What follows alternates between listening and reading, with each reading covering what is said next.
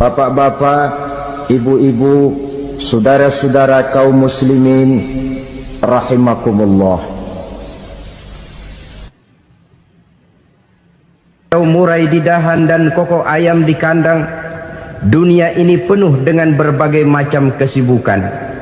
Sejak dari petani yang turun ke ladang, pedagang yang berangkat ke pasar, pelajar yang menuju sekolah, sampai kepada pegawai yang berangkat ke kantor, seluruhnya tidak lain untuk mencari sesuatu yang bernama bahagia. Setiap orang menginginkan kebahagiaan, dan tidak seorang pun menginginkan kesengsaraan dalam kehidupan ini. Namun nyatanya tidak setiap orang yang ingin bahagia mengetahui jalan yang harus ditempuhnya untuk sampai kepada kebahagiaan itu. Maka pada kesempatan pertemuan kali ini saya ingin menyampaikan sebuah hadis dari junjungan kita baginda Nabi besar Muhammad sallallahu alaihi wasallam yang termuat dalam kitab Mukhtarul Ahadits An-Nabawiyah, di mana beliau bersabda, arba'un min sa'adatil mar'i.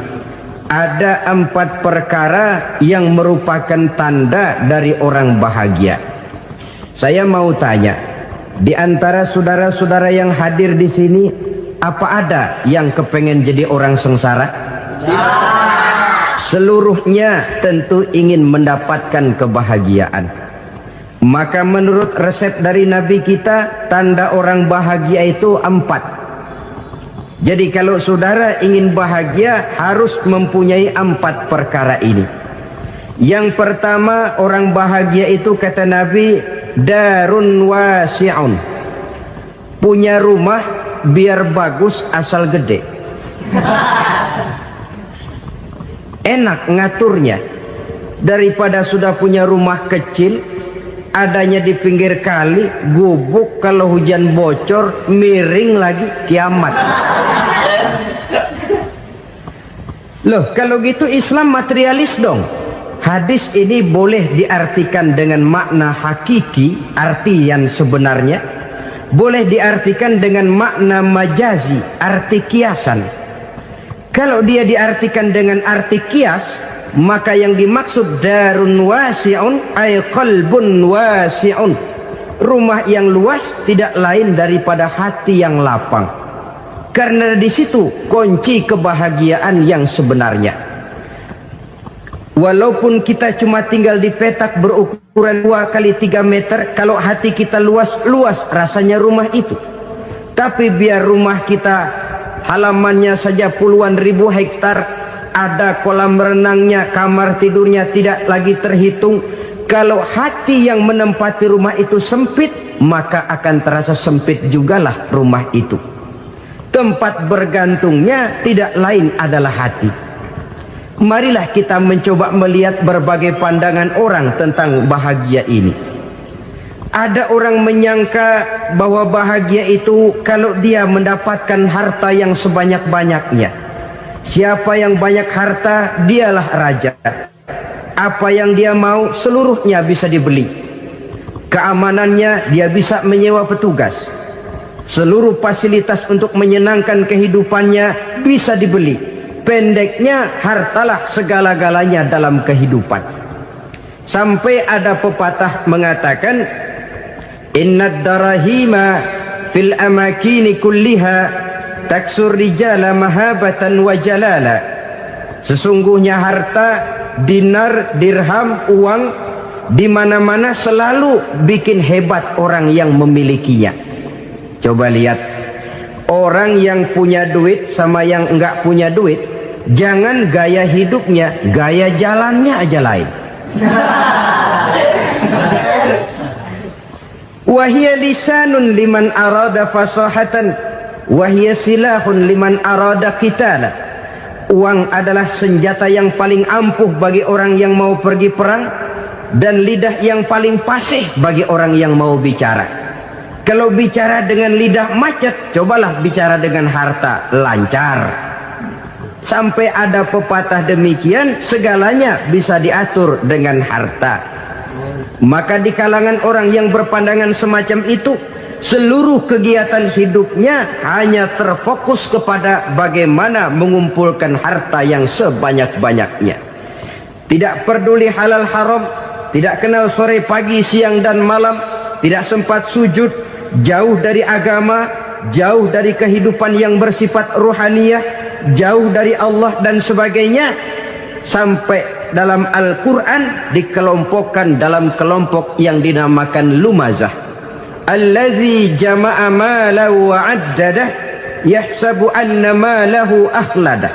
Mereka mengumpul-ngumpulkan harta sebanyak-banyaknya dan menyangka bahwa harta yang banyak itu dapat mengekalkan hidupnya, mengekalkan kekayaannya, mengekalkan kebahagiaannya. Saudara hadirin yang berbahagia, kalau pandangan hidup ini benar, artinya kalau harta memang merupakan satu-satunya hal yang dapat membuat orang bahagia, tentu di rumah mewah tidak akan pernah ada tangis derita. Tentu di satu tempat di mana fasilitas hidup serba menunjang tidak ada yang namanya penderitaan. Tapi suka dan duka, sedih dan gembira, senyum dan tawa adalah milik setiap orang, baik dia punya harta maupun dia tidak punya harta.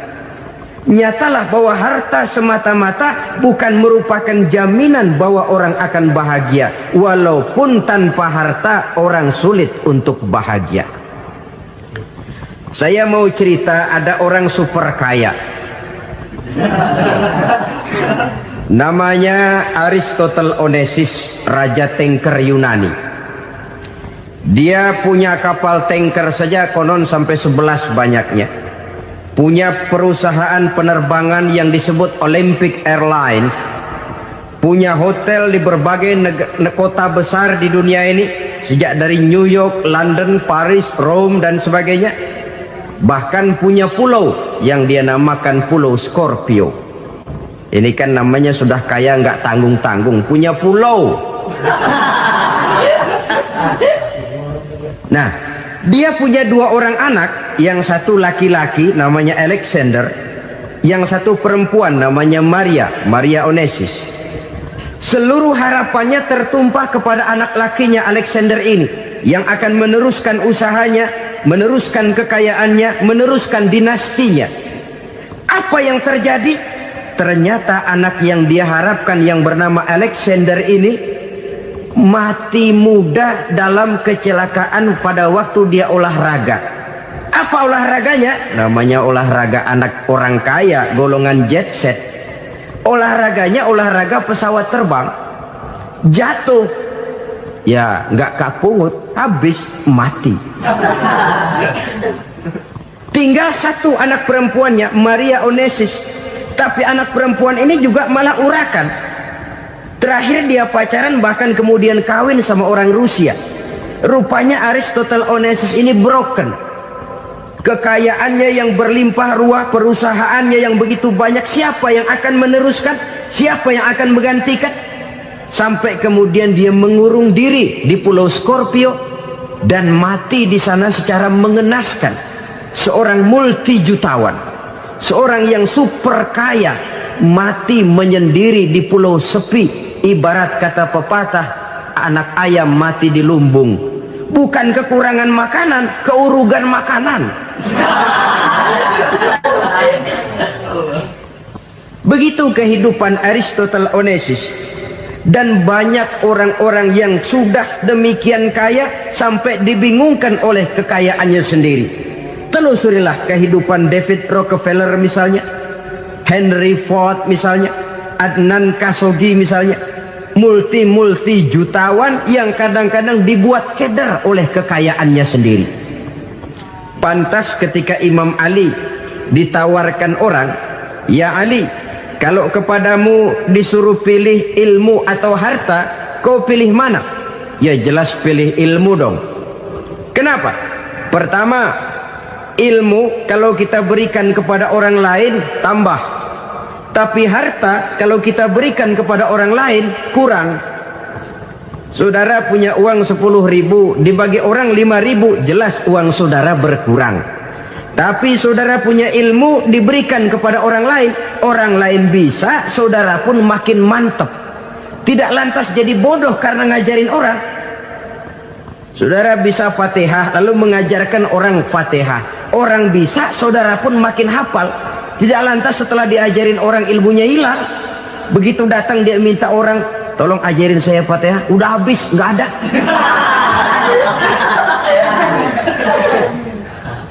Yang kedua kata Imam Ali, ilmu menjaga kita. Kalau harta, kita yang harus jaga. Makin banyak ilmu, makin terpelihara diri seharusnya.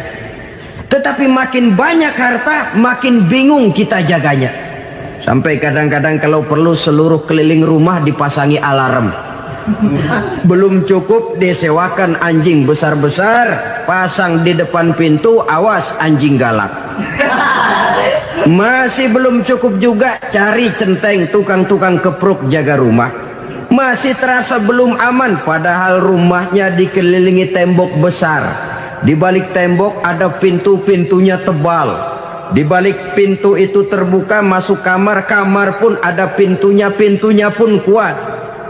Masuk ke dalam kamar ada lemari, lemarinya pun pintunya kuat, dikunci, kuncinya pun kuat. Tapi terhadap seluruhnya yang timbul cuma sekedar was-was saja. Kesimpulannya sekali lagi, tanpa harta orang memang sulit untuk bahagia. Tapi harta semata-mata tidak merupakan jaminan orang akan bahagia. Dengan hati yang luas, itu modal utama untuk mencapai kebahagiaan hidup. Orang yang hatinya luas, saudara-saudara, punya hati yang lapang, melihat kenyataan hidup ini, dia bersyukur senantiasa kepada Allah. Lantas tidak timbul hasud dan iri hatinya. Oleh karena itu, jiwanya selalu lapang. Kalau tidak, cupik hati namanya. Dangkal pandangan, tidak senang melihat orang lain dapat nikmat, dan itu sering dijadikan contoh. Kalau orang yang lapang dada, dia lihat tetangganya beli TV baru, dia berkata, alhamdulillah ya, tetangga kita beli TV, mudah-mudahan kita bisa ikut nonton. Lapang dadanya. Tapi orang yang sempit hati, lihat tetangga beli televisi, meriang. Enggak diapa-apain, meriang. Besoknya dengar tetangga beli motor, makin sakit, ke rumah sakit. Lalu di rumah sakit dengar tetangganya beli mobil, mati. Disiksa oleh perasaannya sendiri. Orang kalau hati sudah sempit dalam hidup, kemanapun dia pergi, sempit rasanya medan kehidupannya. Kemudian kita melihat juga ada orang yang menilai bahwa bahagia itu katanya kalau punya kedudukan yang tinggi, pangkat yang agung, wibawa yang besar. Mungkin betul, tapi mungkin juga tidak. Bergantung kepada hati orang yang punya pangkat itu. Sama dengan harta tadi. Harta akan membawa bahagia kalau dia jatuh ke tangan orang yang berhati lapang. Tapi harta akan jadi bencana kalau jatuh ke tangan hati orang yang sempit. Pangkat akan membawa bahaya kalau jatuh di tangan hati orang yang sempit. Lebih dari itu, kenyataan mengajarkan kepada kita bahwa ternyata pangkat dan jabatan tidak selamanya memberikan kebahagiaan dalam kehidupan. Bahkan resikonya kelewat besar. Beberapa bukti kita bisa ambil dari para pemimpin dunia yang menjadi korban lantaran pangkat dan jabatan yang disandangnya. Saudara ingat Presiden Abraham Lincoln dan John Kennedy dari Amerika? Dibunuh orang. Park Chung-hee dari Korea Selatan, Ziaur Rahman dari Bangladesh, Anwar Sadat dari Mesir, terakhir Indira Gandhi dari India, menjadi korban dari pangkat dan jabatan yang disandangnya dari orang-orang yang tidak senang dia memegang jabatan itu. Dia akan mudah mengundang bencana. Sehingga pantas kalau seorang presiden terkemuka Amerika, Harry Truman namanya, dia mengatakan jabatan presiden itu, kata dia, seperti orang nunggang macan, naik macan. Harus kita taiki, kalau enggak dia bakal nerekam kita. Ngeri katanya. Adapun orang yang hatinya lapang, kalau dia menerima pangkat dan jabatan, dianggapnya itu satu kesempatan untuk berbuat baik. Tapi orang yang berhati sempit, menerima pangkat dan jabatan, bukan kadang-kadang menerima, malah berusaha setengah mati mencapai dengan segala cara. Kalau perlu jilat atas, jilat atas. Jadi golongan sumuhun dawuh. Jadi kelompok kulon nuwun, yes sir, yang kerjanya cuma oke bos. Kalau perlu jilat atas, jilat atas. Kalau perlu injak yang bawah, injak yang bawah. Perlu sikut kiri kanan, sikut kiri kanan. Yang penting pangkat dapat, jabatan dapat. Orang yang semacam ini, kalau sudah mempunyai pangkat dan jabatan, biasanya dia tidak menganggap itu sebagai amanah, tidak menganggap sebagai kesempatan berbuat baik, tapi malah kesempatan untuk memperturutkan hawa nafsunya yang dilatar belakangi oleh kesempitan hatinya tadi. Apalagi kalau orang memperoleh pangkat karena banyak mengeluarkan uang. Seakan-akan pangkat dan jabatan itu sekarang macam proyek, pakai tender. Siapa yang berani bayar segini, naik. Nggak berani, minggir. Padahal logikanya, kalau orang mencapai satu jabatan karena banyak mengeluarkan uang, hampir bisa dipastikan bahwa setelah jabatan itu dia pegang, langkah pertama yang akan dilakukannya ialah berusaha bagaimana uang yang dia keluarkan supaya kembali. Ya paling kurang pulang modal dulu dong. Soal mikirin rakyat soal nanti, tapi ini modal harus pulang. Itu celakanya kalau orang memperoleh pangkat dan jabatan cuma karena banyak mengeluarkan uang. Jarang orang yang mempunyai keyakinan dan pandangan bahwa pangkat dan jabatan merupakan amanah. Jadi sekali lagi, pangkat dan jabatan mungkin saja membawa kebahagiaan kalau jatuh ke tangan orang yang berhati lapang.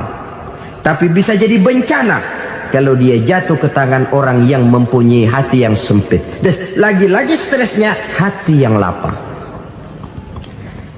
Lalu sebagian orang, saudara, ada yang berpandangan katanya bahagia itu kalau jadi orang terkenal, mempunyai popularitas, menjadi idola di kalangan remaja, di kalangan orang tua, di segala lapisan masyarakat. Padahal makin populer orang, makin terikat dia. Ya kalau macam kita ini kan nggak punya nama, nggak populer, tengah malam buta mau nongkrong di warung Tegal aman. Tapi pangkat, jabatan, kedudukan, popularitas menyebabkan kita diikat dengan berbagai macam peraturan. Cuma mandi sama ke WC saja yang nggak dikawal.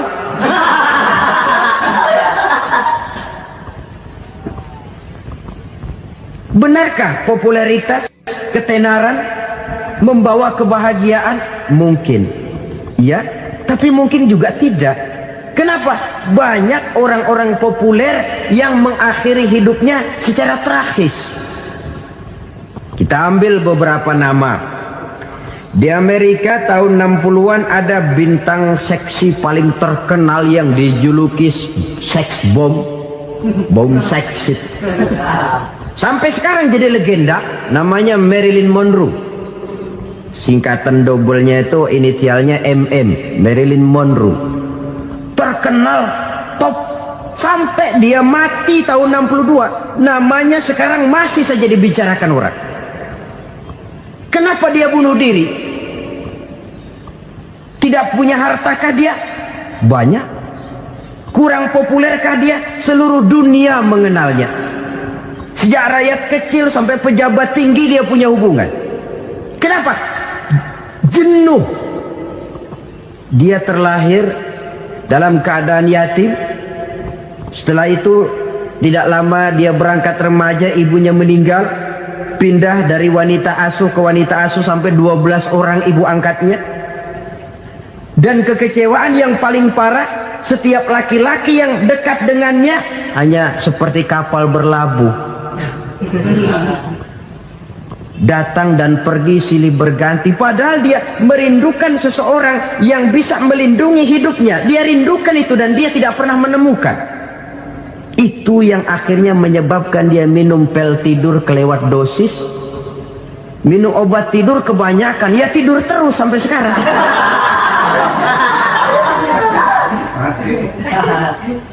Dia mengakui, saya telah memiliki ketenaran, tapi saya tidak pernah hidup dalam ketenaran itu. Saya pandai main sandiwara, tapi saya ingin hidup dalam alam yang real sebagaimana umumnya orang. Itu yang dia rindukan. Menyusul jejak yang namanya Marilyn Monroe ini, Billie Holiday, saudara kenal tentu. Di rumah sakit dirawat, dia juga minum obat overdosis, mati lagi. Jimi Hendrix minum obat tidur overdosis kelewat batas, mati lagi. Lalu yang menghanyutkan diri di danau, Janis Joplin dan Brian Jones. Ini orang-orang populer, orang-orang terkemuka yang mengakhiri hidup secara tragis, bukan karena tidak terkenal, mungkin karena sudah saking terkenalnya. Contoh paling belakangan, Bruce Lee. Wah, ini tukang-tukang kepruk tentu kenal siapa dia. Sampai sekarang pun tabir kematiannya masih merupakan misteri. Dan yang masih hidup juga menunjukkan gejala yang aneh. Michael Jackson, rumahnya di Beverly Hills itu dijaga sedemikian rupa, dan dia selalu curiga kepada setiap makanan harus steril, bersih dari segala macam kimia. Kemana dia pergi, itu tukang-tukang kepruk sudah selalu menjaga dan mengawal, dan dia seakan takut menunjukkan mukanya yang asli. Hingga kalau tampil ke tengah di luar show, dia kadang memakai pakaian yang tidak menunjukkan dia yang sebenarnya, takut dikenali orang. Ternyata popularitas sering jadi momok yang meracuni kehidupan manusia. Oleh karena itu, benarlah junjungan kita pada saat beliau mengajarkan orang akan bahagia kalau dia mempunyai hati yang lapang. Nah, sekarang masalahnya untuk mendapatkan hati yang lapang, caranya bagaimana? Kita kembali kepada konsep Quran. Allah mengajarkan, ala inna bi dzikrillahi tatmainnul qulub. Ketahuilah bahwa dengan banyak mengingat Allah, hati akan tenang, jiwa akan lapang. Dengan kata lain, dekat dengan agama, merasakan kehadiran Allah dekat dalam hidup, itu muara pertama untuk mencapai hati yang lapang. Ala inna bi dzikrillahi tatmainnul qulub. Jangan macam orang sekarang ingin mendapatkan ketenangan lalu tapak di puncak gunung, di gua-gua, di tempat sepi. Iyalah kalau nggak ada ular. Kalau tergigit ular berbisa, ketenangan belum, mati jelas itu. Islam positif untuk mendapatkan ketenangan. Ala inna bi dzikrillahi tatmainnul qulubi. Bahwa ketahuilah bahwa dengan banyak mengingat Allah, hati akan tenang, jiwa akan lapang, nuansa pikiran akan luas. Karena yang namanya bahagia ada dimanapun manusia berada. Di kampung ada bahagia, di kota ada bahagia, di ngarai, di lembah, di gunung, di hutan, di lautan, di angkasa luar, dimanapun bahagia itu ada kalau kita bermodalkan hati yang lapang ini. Dan hati akan lapang kalau kita dekat dengan agama. Dekat dengan harta buat sementara hati mungkin tenang, tapi ketenangan yang relatif dan temporer. Apalagi orang tiap kali tambah harta, tiap kali tambah rencana, itu wajar. Mungkin sebelumnya saudara berpikir, kalau punya duit 5.000 enak nih. Begitu punya duit 5.000, aduh sayang kalau 10.000 aja. Tiap kali tambah harta, tiap kali lain rencana. Makin banyak rencana, makin menjauhkan kita dari yang namanya ketenangan. Padahal ketenangan merupakan unsur utama untuk mencapai bahagia. Dan ketenangan itu bermuara dalam hati manusia. Tengoklah kehidupan ini. Orang yang banyak harta dengan orang miskin, berbedakah rasa sakit yang mereka tanggungkan? Rasanya tidak. Walaupun si kaya tidur di kasur empuk berselimutkan sutra mahal, sementara si miskin meringkuk di balai bambu yang keras dan kasar. Apabila maut datang, dia juga tidak pernah pilih bulu. Maut datang menjemput si kaya di singgasana keemasannya, dikelilingi oleh para pengasuh, dayang dan idang serta para pengawal. Dan maut pun datang menjemput si miskin papa, sehingga ia tergelepar di tepian jalan. Kedua-duanya bernama mati. Kalau nyata bahwa sakit yang ditanggung si kaya tidak beda dengan sakit yang ditanggung si miskin, bukan harta semata yang membuat orang bahagia. Hati yang tenang, jiwa yang lapang penuh kedamaian karena banyak berzikir dan mengingat Allah, itu merupakan modal utama untuk mencapai sesuatu yang bernama bahagia.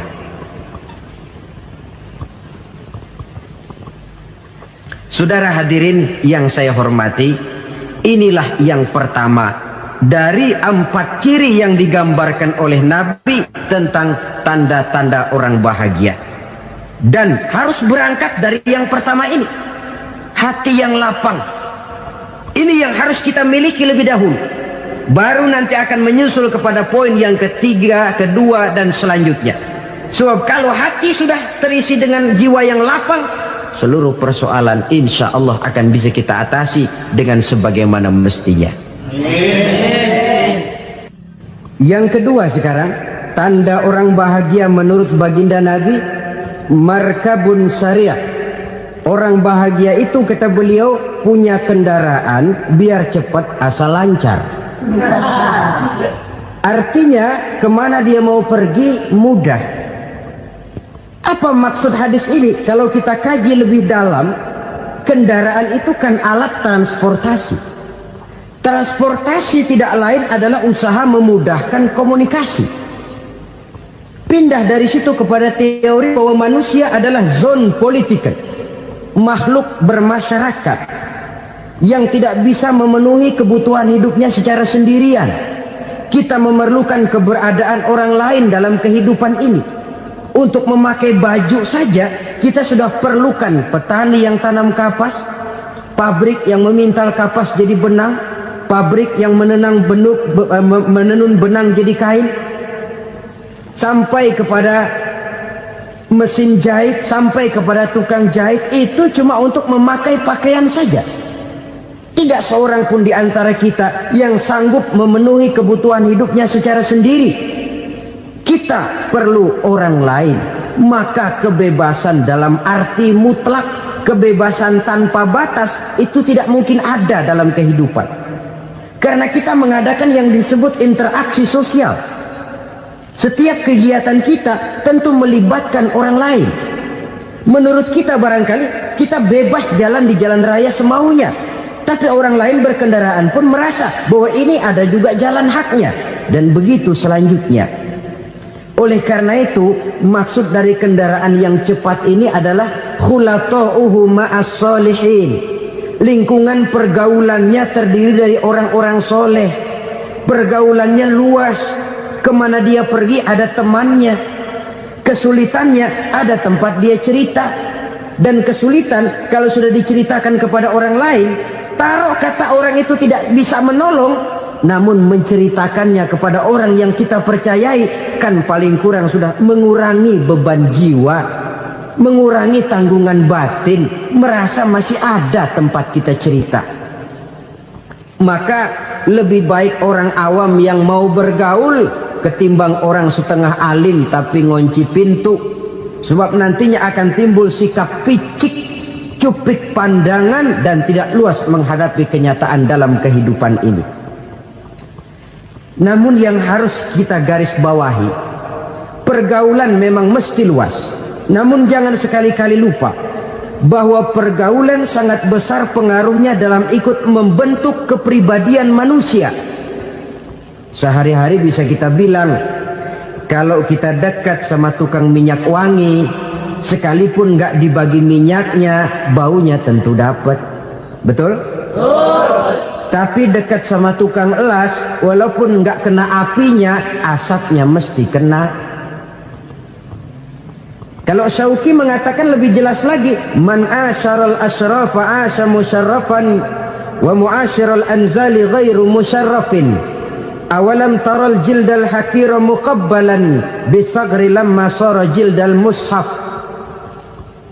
Siapa yang bergaul dengan orang mulia, dia bakal ikut menjadi mulia. Tapi siapa yang berteman dengan orang hina, dia tidak bakal ikut menjadi mulia. Tidakkah kau lihat, kata Syauqi, kulit kambing yang hina pun dicium orang ketika menjadi kantong Quran.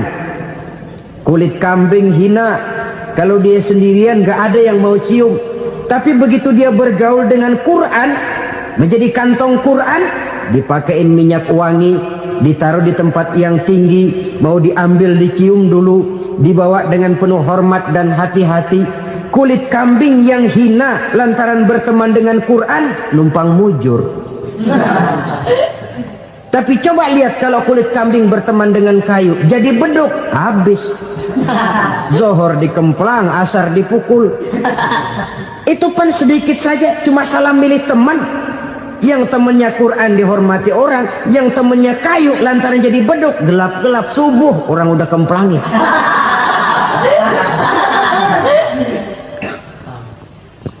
Maka terutama kepada adik-adik remaja yang masih mencari identitas diri, yang ibarat kaset masih kaset kosong, mudah diisi oleh apapun, pandai-pandailah memilih teman dalam bergaul. Karena banyak orang yang tadinya baik-baik, ketika terseret dalam pergaulan dengan orang yang tidak baik, kebaikannya menjadi lentur dan luntur. Tapi berapa banyak bajingan-bajingan tengik, orang-orang yang berlumur noda dan dosa, tiap hari melakukan maksiat, namun bergaul dengan orang yang baik-baik, pada akhirnya sedikit demi sedikit beringsut dan berangsur dia terbiasa mengikuti kebaikan-kebaikan. Saya tekankan ini kepada remaja karena mereka masih mencari identitas diri. Apa yang mereka lihat mereka mau, apa yang mereka dengar mereka ingin tahu. Coba lihat kehidupan remaja. Pulang nonton film Rambo, pengen jadi Rambo, gagah, maunya belekai melulu. Pulang nonton film Superman, pengen bisa terbang. Pulang nonton India, nyanyi melulu. Wajar, mereka masih mencari identitas diri. Saya ini sebenarnya siapa? Lingkungan, pergaulan akan membentuk itu. Karena itu pandai-pandailah bergaul, karena ia sangat besar pengaruhnya dalam ikut membentuk kepribadian manusia. Apalagi sifat yang jelek lebih cepat menularnya ketimbang sifat yang baik. Sifat yang baik, watak yang soleh itu lambat sekali untuk menular. Tapi yang tidak baik, kan prosesnya mah kalau remaja biasanya mula-mula dengar. Karena dengar lalu pengen tahu. Karena pengen tahu lalu ngeliatin. Begitu ngeliatin kan pengen nyobain. Setelah nyobain ketagihan. Nah, ini prosesnya. Yang namanya ganja, morfin, narkotik, awalnya kan begitu.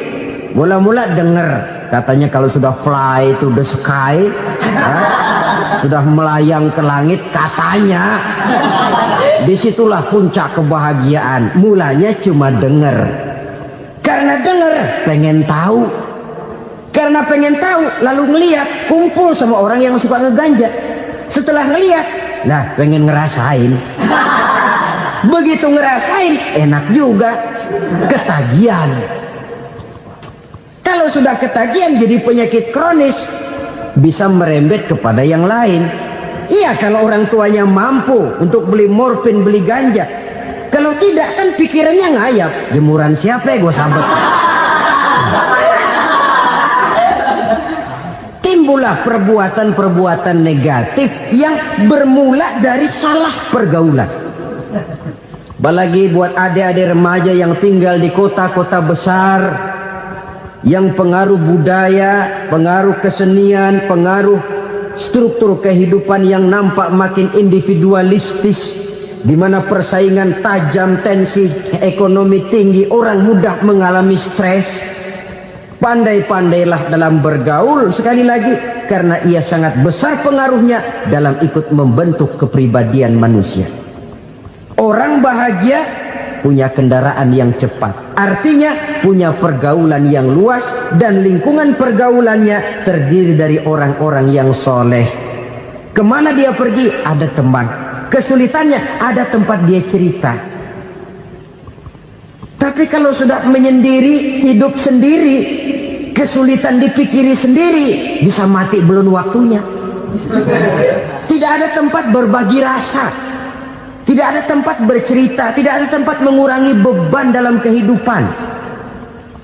Pantas betul kalau Islam sangat menggalakkan dan menganjurkan orang kalau sudah sampai waktunya itu untuk melangsungkan nikah. Kata Nabi, ya ma'syaras syabab man istata'a minkumul ba'at falyatazawwaj. Hai para pemuda, kalau sudah mampu memberi nafkah, kawinlah, nikahlah kamu. Kenapa? Sudah ada teman hidup, tempat berbagi rasa. Kesulitan kalau ada tempat cerita akan lebih ringan ketimbang kita telan sendiri, walaupun bobot kesulitannya sama beratnya. Saudara-saudara kaum muslimin rahimakumullah, inilah ciri yang kedua, punya kendaraan biar cepat asal lancar. Kemana kita mau pergi gampang. Dengan kata lain, setelah hati yang luas, pergaulan yang luas. Dua. Yang ketiga sekarang, tanda orang bahagia itu menurut Nabi, misbahun mudhi'un, punya lampu yang terang. Oh, itu enggak problem. Sekarang sudah zamannya listrik masuk desa, Pak. Lampu sudah terang semua. Betul, kalau itu yang dimaksud. Tapi tidak cuma itu. Karena lampu yang dimaksud di sini, lampu yang akan menerangi seluruh perjalanan hidup. Dan perjalanan hidup itu sudah dimulai sejak kita terlahir ke alam ini, sampai masuk ke alam barzah, kumpul di padang mahsyar, sampai ke akhirat. Lampu yang menerangi itu yang diperlukan. Kalau lampu, katakanlah yang paling top sekarang kan lampu jenis Mercury. Taruhlah itu di rumah kita, dia cuma menerangi rumah kita, menerangi hati pun tidak sanggup. Bila kita masuk ke alam barzah, alam kubur, sanggupkah si Mercury yang begitu terang menerangi alam barzah kita? Tidak sanggup lagi. Sanggupkah lampu yang ratusan watt, bahkan puluhan ribu watt menerangi kehidupan di padang mahsyar? Tidak akan sanggup lagi. Kalau demikian, yang dimaksud lampu yang terang di sini apa? Tidak lain amal soleh, kebajikan yang kita lakukan dalam hidup. Itu yang akan jadi lampu penerang. Di dunia nama kita akan terang. Jasad kita boleh hancur terkubur tanah, tapi nama kita akan dikenang orang. Begitulah kalau orang meninggalkan kebajikan dalam hidup seperti sekarang. Ribuan orang tiap saat berziarah ke kubur Imam Syafi'i, ke kubur Imam Malik, ke kubur Imam Ghazali, ke kubur orang yang baik-baik, orang yang soleh-soleh. Kebajikannya yang ditinggalkan, yang mengukir namanya dengan tinta emas. Sehingga saudara sudah terbaring di alam kubur, orang lewat, Allah, ini kuburannya Fulan bin Fulan, dulu ini kebaikannya Masya Allah, saya ikut merasakan. Mari kita mampir sebentar, kita Fatihah. Mohon disampaikan Allah pahalanya kepada almarhum. Al-Fatihah. Itu kalau orang baik-baik. Lalu saudara tanya, Pak, orang mati dikirimin Fatihah apa nyampe pahalanya? Saya jawab, kalau saudara nggak percaya, mati dulu dah. Nanti saya Fatihain, tungguin di sana. Umpama nggak sampai, balik lagi kemari. Sekarang ini kan maunya otak-otakan saja. Kalau nggak masuk otak, nggak percaya. Padahal alam gaib itu nggak bisa diotak-otakin. Sama saja dengan saudara pernah dengar cerita kapal tanpa emas tenggelam tak? Pernah nggak? Di mana? Ya, di laut Masa Lembo. Begitu ketampung Mas tenggelam, ratusan penumpang itu terjun ke laut, dipermainkan gelombang, berjuang menghadapi maut itu. Orang lagi timbul tenggelam di lautan, dihantam ombak, kita tengokin pakai helikopter. Pak, lagi timbul tenggelam ya? Iya, tolongin. Jangan khawatir Pak, nih saya kirim intan Pak, harganya 10 juta. Kira-kira orang yang timbul tenggelam di laut seneng nggak? Ya. Kan mahal toh intan 10 juta. Kenapa dia nggak senang? Karena intan 10 juta dalam kondisi seperti itu tidak sanggup menyelamatkan dia. Dia akan girang kalau dikirimin ban mobil bekas, dikirimin papan terentang atau bambu. Intan yang 10 juta dia nggak girang. Ban mobil bekas yang 1000 perak, tuh pegang, itu yang dia girang betul. Inilah sebabnya Nabi berkata, mal mayyitu fi qabrihi illa kal ghariqil mutaghawwis. Orang yang meninggal di alam kuburnya seperti orang timbul tenggelam di lautan. Yantaziru da'watan min ahli, menunggu doa dari keluarganya yang masih hidup. Duh, bapak saya sudah meninggal, saya sayang benar sama dia. Kirimin kulkas ke kuburannya Itu sama saja dengan tadi orang tenggelam di lautan dikirimi intan yang harganya 10 juta, ndak sampai. Begitulah kalau kebajikan yang kita tinggalkan dalam hidup, sudah mati pun kubur kita masih diziarahi orang. Tapi kalau jahat yang kita tinggalkan, boro-boro lah orang mau doa lewat dekat kuburan kita juga serem. Tuh bajingan no, dulu mati dipendem di situ tuh. Jangan lewat situ, ntar kesurupan, jangan. Lewat saja orang ngeri. Konon lagi membacakan Fatihah dan mengirimkan doa. Hidup pada hakikatnya adalah kesempatan untuk berbuat baik. Maka sekali kesempatan itu diberikan, manfaatkan dengan sebaiknya. Sebab kesempatan kedua tidak akan pernah ada. Kesempatan berbuat baik di sini, di akhirat sudah pembalasan namanya. Sekali kesempatan itu dicabut, dia tidak akan pernah dikembalikan lagi. Kata Iqbal, hidup tidak mundur ke belakang, Bung. Berhenti diinjak orang, mundur hancur. Tidak ada kata mundur dalam hidup ini. Berhenti diinjak orang, mundur kecebur. Tidak ada kata lain, harus maju dalam kehidupan dalam artian yang positif. Hidup adalah kesempatan untuk mengumpulkan kebajikan yang sebanyak-banyaknya. Di situ nilai daripada manusia. Sekarang ini memang nggak kelihatan kok, orang yang banyak pahala sama yang banyak dosa nggak kelihatan kok. Barangkali kalau habis bikin dosa palanya pada benjol, mungkin orang takut sama dosa. Tapi sekarang sama saja, orang yang banyak dosa dengan yang nggak banyak dosa jalan bareng dari belakang, sama, nggak kelihatan beda. Tapi ada waktunya di mana pahala memegang peranan, di mana dosa diperlihatkan. Sama saja kalau kita bawa mobil siang, lampu kan nggak begitu berfungsi. Apa lalu bilang, alah ini lampu berat-beratin, copot-copotin aja dah. Tidak perlu begitu. Kenapa? Pada suatu saat malam senja akan datang. Bila matahari terbenam, senja pun datang, gelap mulai merayap, disitulah baru terasa perlunya lampu. Pahala begitu. Sekarang orang yang nggak ada pahalanya nggak kelihatan dalam kehidupan. Tapi pada suatu saat senja kehidupan akan datang. Ajal merenggut nyawa, malam merayap, dan hidup mulai diliputi kegelapan di alam barzakh. Dikala itu kalau nggak punya lampu, alangkah malangnya kita. Sebab amal yang baik, kata Nabi, di alam barzakh itu akan diciptakan menjadi perempuan yang cantik menemani kita. Amal yang jahat akan menjadi orang yang paling jelek nemenin kita.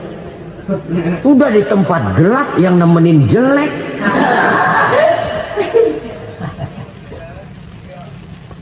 Kaum muslimin rahimakumullah.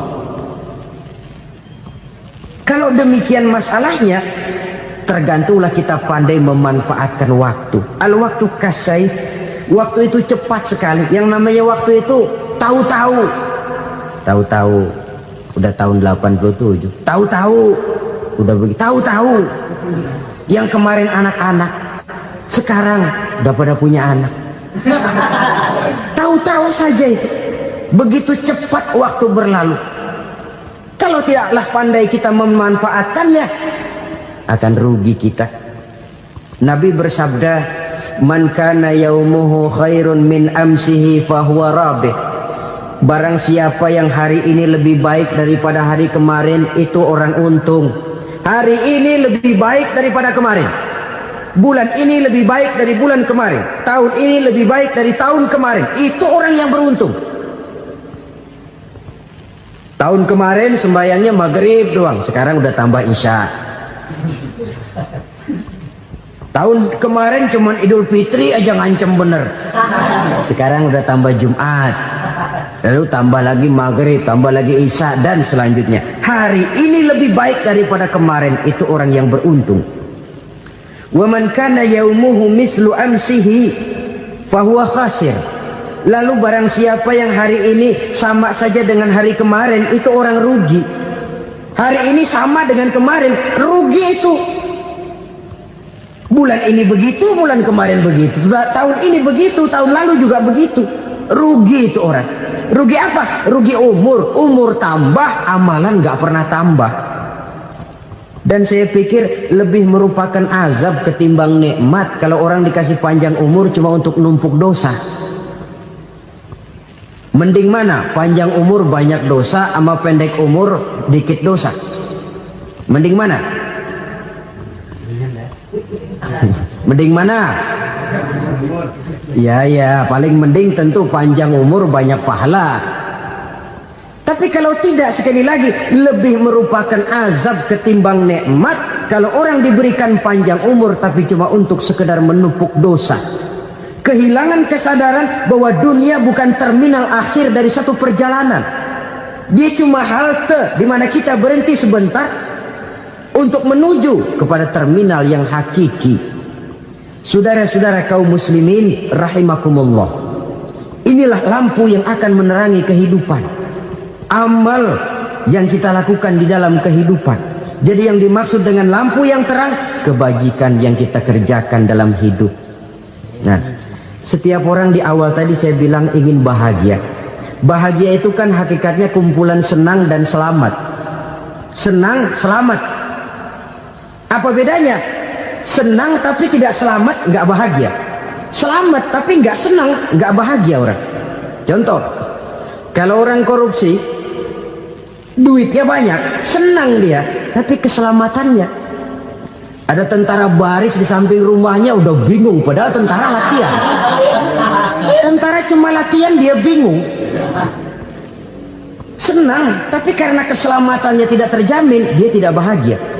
Sebaliknya pegawai negeri jujur benar, cuma segaji-gajinya, selamat nggak korupsi tapi melarat, ya nggak bahagia juga, kurang senang. Kesenangan dan keselamatan untuk dunia saja, ya sekali lagi, kalau cuma sekedar untuk dunia saja, bisa dibeli pakai uang, bisa dibeli pakai uang. Saudara ingin selamat, bisa dibeli pakai uang. Saudara ingin senang, bisa dibeli dengan uang. Tapi setelah mati masuk ke alam barzah, habis kekuasaan uang. Nggak bisa lagi beli keselamatan pakai uang. Tidak mungkin lagi membeli kesenangan dengan uang. Di situ pahala yang megang peranan. Makin banyak pahala, makin banyak saham untuk membeli kesenangan dan keselamatan, untuk memperoleh yang namanya bahagia. Dan jangan lupa loh, di alam barzah kita nggak sebentar, menunggu datangnya kiamat. Loh iya, kalau kita begitu dikuburin terus kiamat datang, untung. Tapi kalau masih harus 1000, 2000, puluhan ribu tahun yang akan datang, dalam satu penantian yang begitu lama, tanpa saham untuk memperoleh kebahagiaan, satu kemalangan yang tidak ada pernah putus-putusnya. Janganlah tergelincir oleh kebahagiaan sebentar yang menipu dengan mengorbankan kebahagiaan hakiki yang berjangka panjang. Apa artinya senyum sejenak kalau harus ditebus dengan tangis seumur hidup? Biarlah kita minum jamu, pahit memang, getir memang, tapi kan besok badan sehat. Daripada sekarang minum sirup, manis memang, enak memang, tapi bibir pada jontor besoknya.